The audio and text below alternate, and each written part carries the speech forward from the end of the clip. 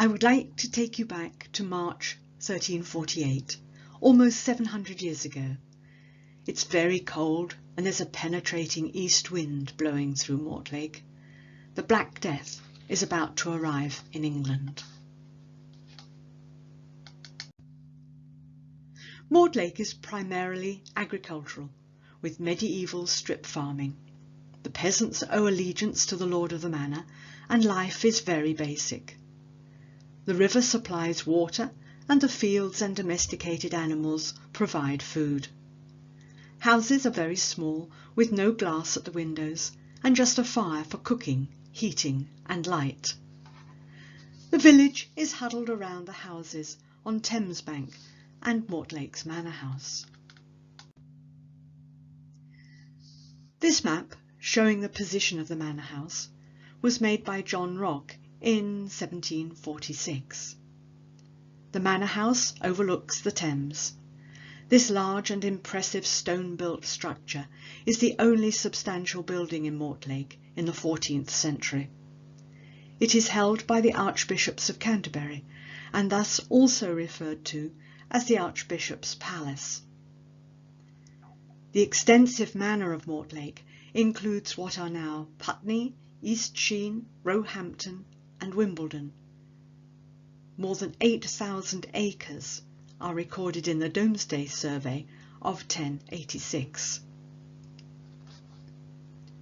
In that cold March of 1348, with the plague just a few months away, King Edward III makes one of his regular visits to Mortlake. John Stratford is Archbishop and is a friend of the King. The King grants Stratford a licence to build a church on a piece of land called Beercroft, just east of the manor house. This is a Museum of London plan showing the position of Beercroft, the palace and the tithe barn. So here is a church adjacent to the manor house and built on 9 perches of land. It measures about 66 feet by 30. There is little known about this small church, but we do know that in 1383 a burial ground was added. In 1406, Nicholas Bobwith was consecrated Bishop of London here, and Cardinal Archbishop Bouchier presented the church with a font in 1486. In 1540, the manor was in royal hands, and on Henry VIII's order, this small church by the manor house was demolished, and a new church was to be built in Mortlake and dedicated to the Virgin Mary. The year was 1543. This new church would lie some 300 yards east of the old church and outside the precincts of the manor house. Stones from the old manor church were used to construct the new one. Archbishop Bouchier's font was also taken from the old church to the new, and it is still in use today, complete with Bouchier's own coat of arms, which includes his cardinal's hat.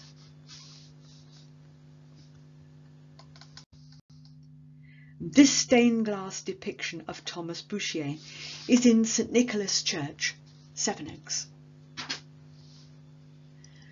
We had always believed that the first incumbent of St Mary's was Francis Kitchen. He was mentioned in Mortlake's vestry minutes in 1603. However, we now know that Georgius Brown was rector here in 1541, 2 years before the new church was built. He was also rector at Putney and Wimbledon, and he paid the stipends of the curates in each of these 3 parishes. The curate in Mortlake was called Christopher.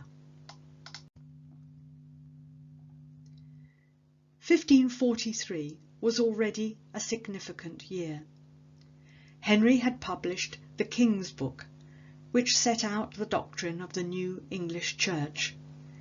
It stated that the Church of England no longer answered to Rome, but it was now the established church, with Henry himself at its head. So for Henry to order the building of a new church in Mortlake in this year is most significant. St Mary's had no Roman Catholic heritage. It was purely an Anglican church. Dermot MacCulloch, Professor of the History of the Church at Oxford University, recently confirmed that he believed St Mary's Mortlake was the first Anglican church to be built in England. He was not aware of any other church that had a stronger claim. But what did this original church look like?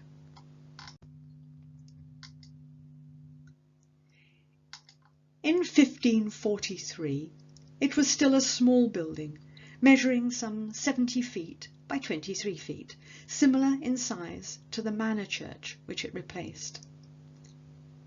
Today, the church tower is the only structure to survive from 1543. This drawing of the church shows the early tower with a crenellated parapet. The tower has 4 stages and is strengthened at the angles by buttresses. The open wooden turret at the top has a white painted and quite substantial cupola. This is probably original, although it has been repaired many times over the years. On the north side of the tower is a brick octagonal turret containing a spiral staircase, which now allows access to the roof, belfry, clock chamber and ringing chamber.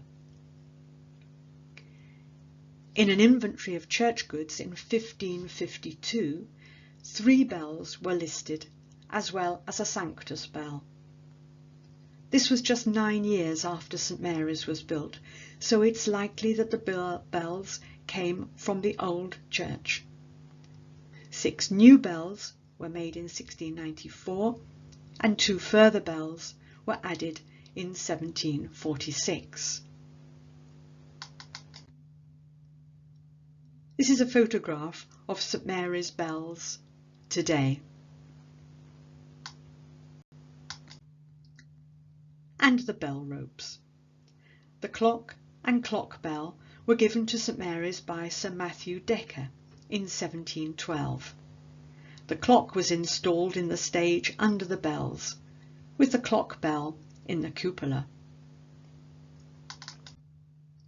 Today's clock was made by John Moore of Clerkenwell in 1838. But let's go back inside the old church. Before the Reformation, churches were not usually furnished with permanent pews. There would be a few benches maybe, but parishioners would stand or kneel during services.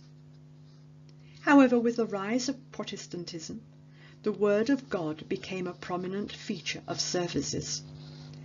Rows of seating facing the pulpit so everyone could hear and concentrate on the words became the norm. This made the pew a standard item of church furniture. But in the early days of this small church, there were most probably benches facing the pulpit.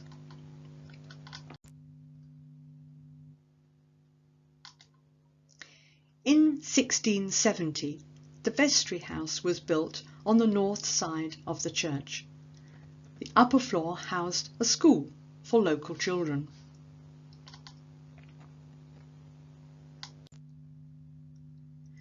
This early drawing of St Mary's shows its north aspect and the vestry house in 1814. The parish church as a building physically dominated the village from the earliest days, with its tower acting as a focal point for the surrounding area. But it was more than just a physical dominance. It is impossible to exaggerate the importance of the church in the lives of the villagers. The parish vestry, led by the incumbent and assisted by rate-paying men, formed the body which would oversee the running of the village. It originally met in the church, but from 1676 it met in the lower room of the newly built vestry house. The vestry originally discussed church business, but with the growth of the village, its remit extended to include the control of local finances, responsibility for the order and conduct of the local parishioners, and the appointment of parish officers such as the beadle and the constable. In the 1780s, the beadle and constable were ordered to visit alehouses on Sundays and to fine both the landlord and any persons found drinking on the premises. Barbers could also be convicted for exercising their trade on Sundays. This 18th century drawing of St Mary's is by Samuel Hieronymus Grimm.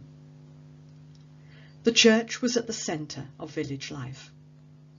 There were Sunday services to which virtually everyone attended, and of course there were baptisms, weddings and funerals.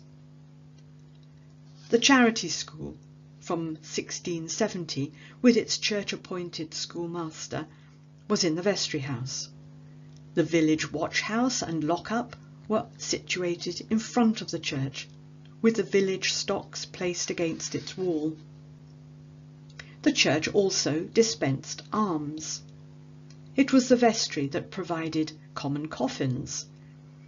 Innumerable small payments were made to people in great need, and in 1636 it paid for 3 trusses of straw for the lodging of 15 poor people from Lambeth. The parish church really was at the centre of parishioners' lives. This drawing of St Mary's shows the watch house and lock-up, the small building to the left and front, in 1750. The parish vestry kept meticulous records. Mortlake's vestry minutes, which date back to the 1st of September 1578, allow us to follow the history of Mortlake and its church in great detail. For example, we learn that in 1634 a petition was presented to Archbishop Laud concerning Lionel Bostock. He had been elected churchwarden, but was described as a drunkard who had absented himself from church for 12 months. On the 21st of April 1783, it was resolved by the vestry that anyone refusing to act as churchwarden, as Mr. Bostock had done, should be fined 10 guineas. As the 19th century progressed, the vestry lost its secular duties to the Metropolitan Police and an increasing number of local boards, and in 1894 all civil functions were transferred to new urban district councils. The vestry reverted to discussing just church business. But to return to our 1543 church, we know that this original building was small, with a tower and 3 bells. A gallery was built in the late 16th century, and in 1623 the churchwardens were directed to put seats there. 8 years later, a partition was put up to divide the nave from the chancel. In 1637, further repairs and alterations were made, and it was beautified at a cost of £176, 6 shillings and 1 penny. So within its first 100 years, the parish church had undergone many changes and improvements. As the 17th century progressed, private pews were purchased from the church by local families. The first reference in the vestry minutes to box pews was in 1676, when 3 families erected pews for themselves and their servants in the North Gallery. The income from the sale of pew space went towards the cost of repairing the church.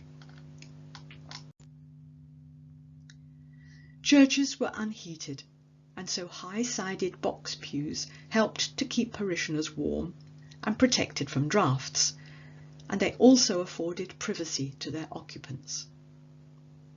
On the 6th of August 1801, Mary Blackburn was appointed by the vestry as a pew opener, and she was also to keep the church clean. She was paid 6 guineas a year and had to provide all the necessary mops and brooms herself. Considerable repairs and restoration work took place in 1725.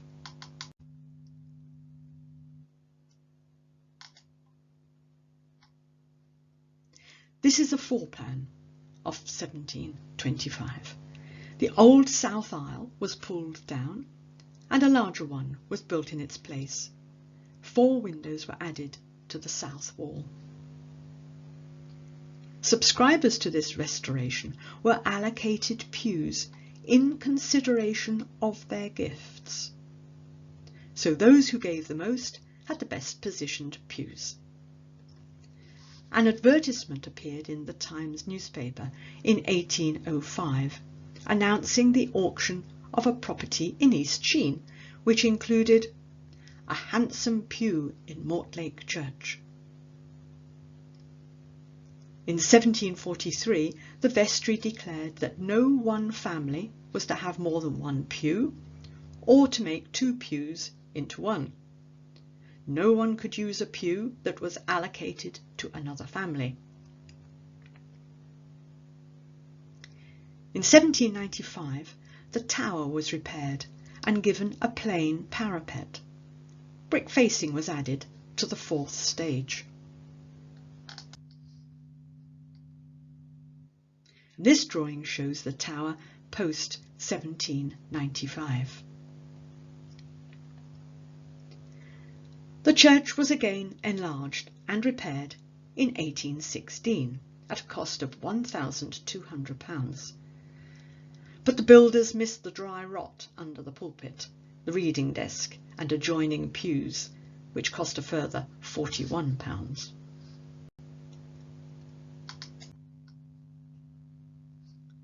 This 1823 drawing of the church by Hassell shows the new south aisle and 4 windows.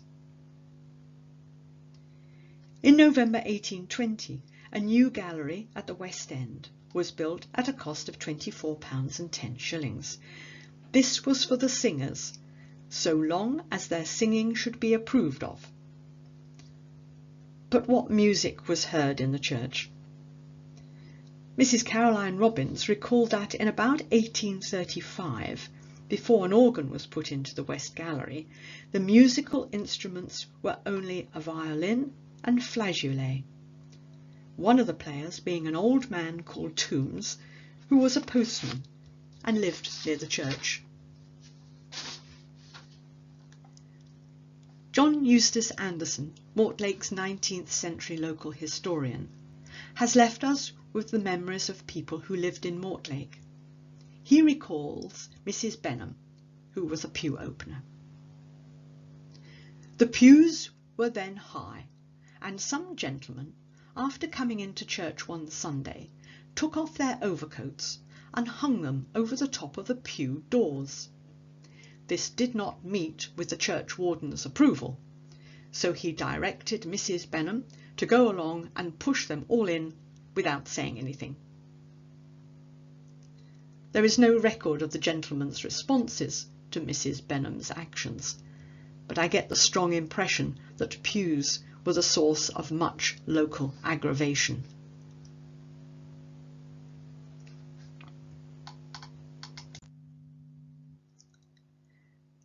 This 1836 plan of the ground floor, with parishioners' names, shows 2 box pews in the chancel.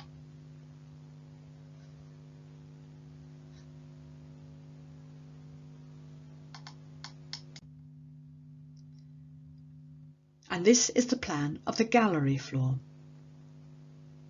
There are 92 private pews altogether for family and servants, and a total seating capacity of 880. But this was still not sufficient for the growing population of Mortlake, which in 1831 had reached 2,700 souls. So in June 1840, major building works were begun, which would enlarge the church once more. Samuel Beechcroft was the architect. This drawing shows the chancel prior to 1814.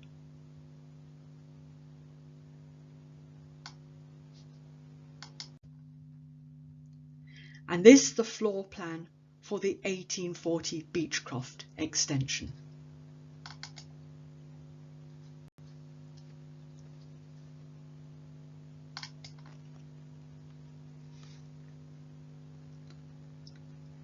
There were now an extra 400 free seats, mainly under the south gallery, which was rebuilt again. There would be open benches for the lower classes, but also ample room for the children of the charity school. The old pews were retained and the organ installed in the west gallery. The nave and aisle were given flat panelled painted ceilings and supported by Tuscan-styled wooden pillars. The nave and south aisles were extended eastwards and a new chancel created. There were now 6 south-facing windows. And this watercolour of the south side shows Beechcroft's 6 windows. With these developments, the last remains of the original Tudor church were destroyed, except for the tower. The work cost £2,700, and St Mary's could seat almost 1,300 parishioners. Anderson tells us that on the 2nd of January 1892 he attended the funeral of the Reverend William Glenn, who had been curate at St Mary's for 22 years. Glenn was a particularly tall man of 6 feet 6 inches, of a pale countenance, who wore an ugly wig. He was a bachelor, a quiet, inoffensive man, and very much liked.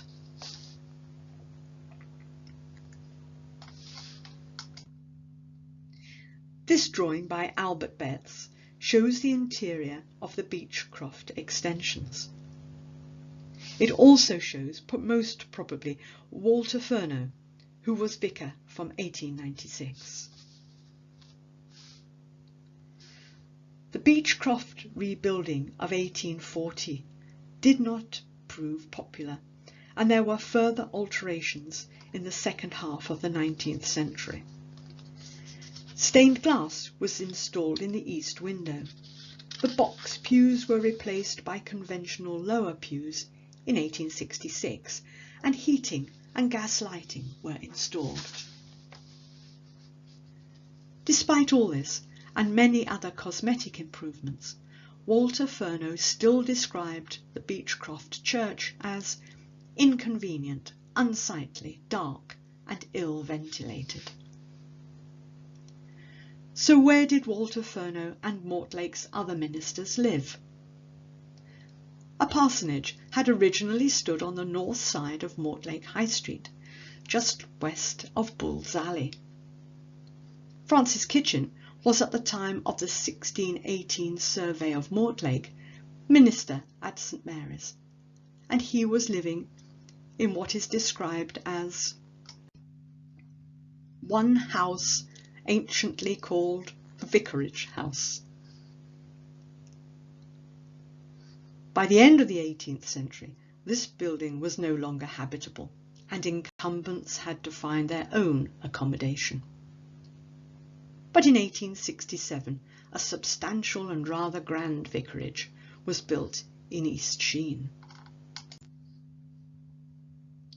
This drawing by Albert Betts in 1901 shows that vicarage, which still stands in Vicarage Road. In 1955 it became a private residence, The local vicarage is now in Sheen Lane.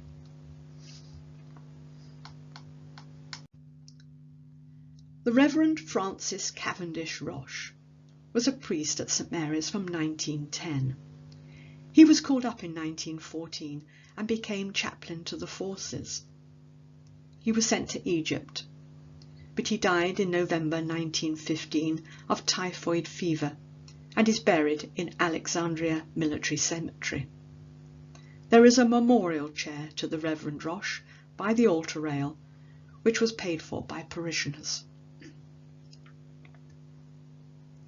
With the expansion of house building in East Sheen in the mid-19th century, it became necessary to build a new church in the south of the parish. Christ Church was thus built in 1863 by the architect Arthur Blomfield. It had seating for 525 parishioners. Meanwhile, St Andrew's, little more than a hut situated on Clifford Avenue, was opened as a church in 1921. This was to be used while All Saints was being built. However, even though All Saints was completed in 1929, St Andrew's remained open until January 1975. To sum up, in the mid-20th century there was the Parish Church of St Mary, built in 1543 in the east of the parish. Christ Church, built in 1863 to the south in East Sheen. All Saints, built in 1929 to the west of the parish. And St Andrew's, which closed in 1975. But to return to the unpopular or perhaps unappreciated Beechcroft Church, Arthur Blomfield had built Christ Church and was now asked to make major changes to St Mary's. Blomfield produced extensive plans in 1885. However, only the chancel was completed, a grand and spacious one. It was also a physically high structure and did not sit well with Beechcroft's nave and low flat ceiling.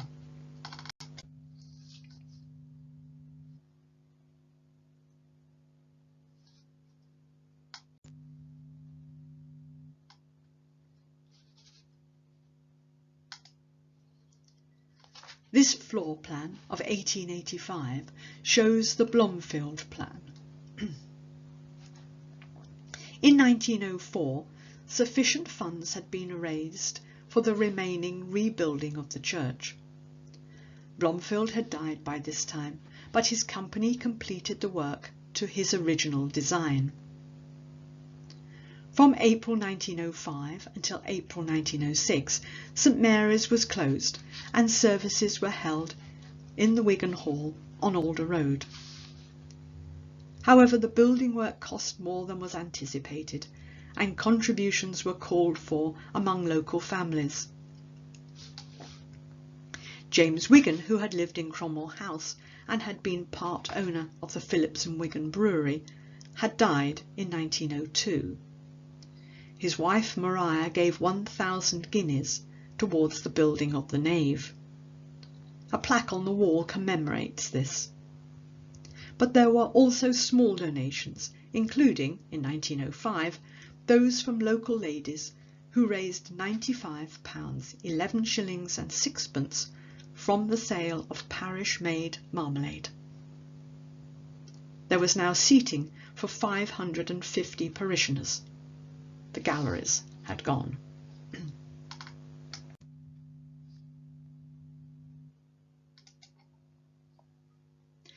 This floor plan of 1906 shows the completed Blomfield structure. So with the building of the Blomfield Church in the early 20th century, St Mary's, you would think, had finished developing. and this photograph shows the interior in the mid-20th century. However, we would not want to break a habit of centuries, and more extensive alterations were made in 1979 and 80. The Victorian pews were replaced with oak benches, a nave altar was introduced, and the north aisle was considerably altered with the restoration and extension of the vestry house to provide meeting rooms, a kitchen, a choir vestry. A parish office was built, some memorials were repositioned, and a window on the east end of the south aisle was opened up.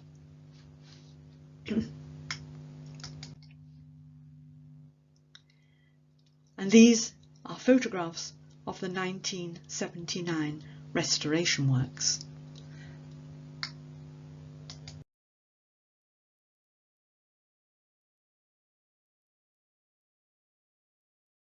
This floor plan shows St Mary's in 1980. The 21st century has also seen restoration works to the fabric of the church. Stonework has been cleaned and the heavy oak doors in the west porch replaced by new glass doors.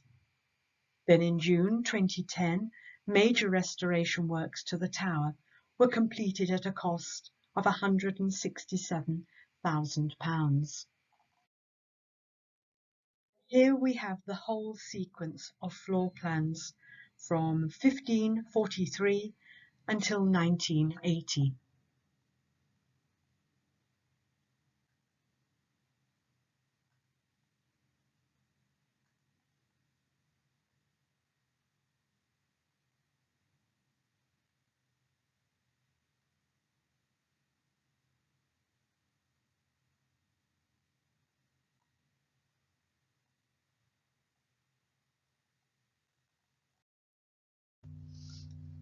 One cannot ignore in the history of St Mary's Dr. John Dee, who was born in 1527, and his association with Mortlake and its parish church.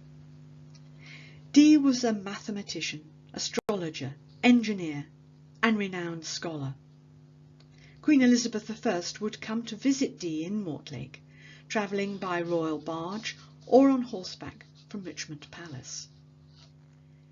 His house stood on the riverside facing the church. He died in 1609 and is said to be buried beneath the chancel. A plaque in memory of Dr. Dee was installed on the south wall in 2013, and he attracts visitors to St Mary's from around the world. Dee would have known the original parish church very well. This early watercolour of the church from 1742 shows a wall around a small churchyard. This was later enlarged and was then closed for burials in 1854 when the old Mortlake burial ground on the South Walpole Way was opened. In about 1865, some work was carried out on the tower and the original stone arch was removed. It was re-erected in the churchyard and remains a feature to this day. And this is a drawing of that arch by Albert Betts.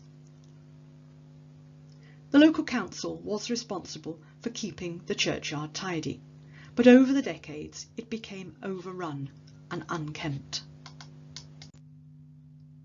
By the 1970s it had become quite derelict, with most of the tombs in very poor condition.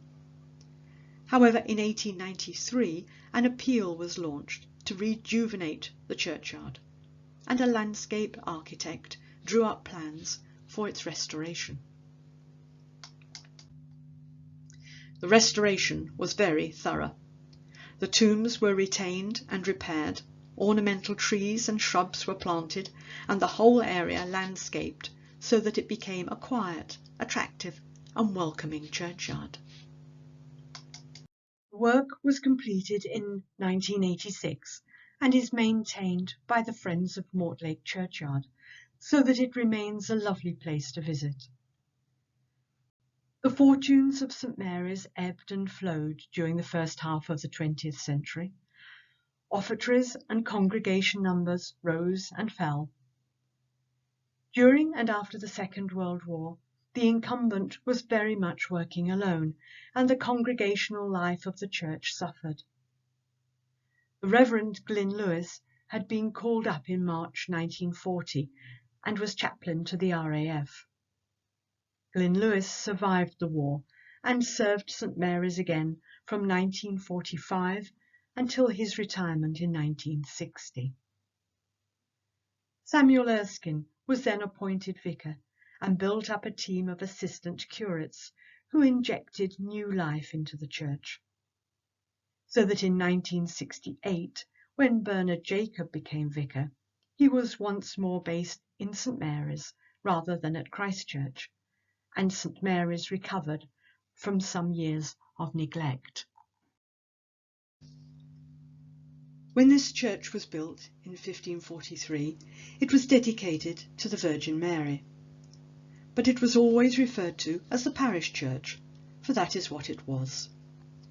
But after Christ Church and All Saints were built, there were 3 churches in the parish.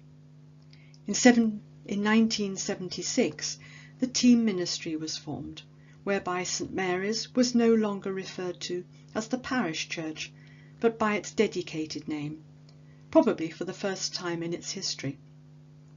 Christ Church and All Saints had a team vicar, and the incumbent as rector and leader of the team with particular responsibility for St Mary's. In 1998, the Reverend Canon Peggy Jackson became team rector in Mortlake with East Sheen, the first woman to have held the position. She had been ordained priest in 1994 and enlivened and invigorated St Mary's for 11 years before taking up the post of Archdeacon of Llandaff. On her ordination in 2009, Peggy was the most senior woman cleric in Wales. Peggy was followed by another woman priest, the Reverend Canon Dr. Anne Nixon, who has expanded and developed the role of St Mary's since her arrival in 2010. St Mary's has always been the spiritual centre of the village, but today it is hard to imagine just how pivotal the church was to its civil organisation too, overseeing almost every aspect of people's lives. This church has been through a lot since 1543, and it seems that it has once more become the centre of the village. With cutbacks to social services and welfare benefits, homelessness, the isolation of many residents, and with no community centre in Mortlake, St Mary's has become more than a place of worship. It is home to the Mortlake Community Association. Special tea parties are held for parishioners, and community events are held throughout the year. The doors are always open. It is the centre of the village, its focal point once more. And with the development of the brewery site and the enormous changes that will bring to Mortlake, St Mary's will remain its historical, spiritual and community centre, our one piece of stability.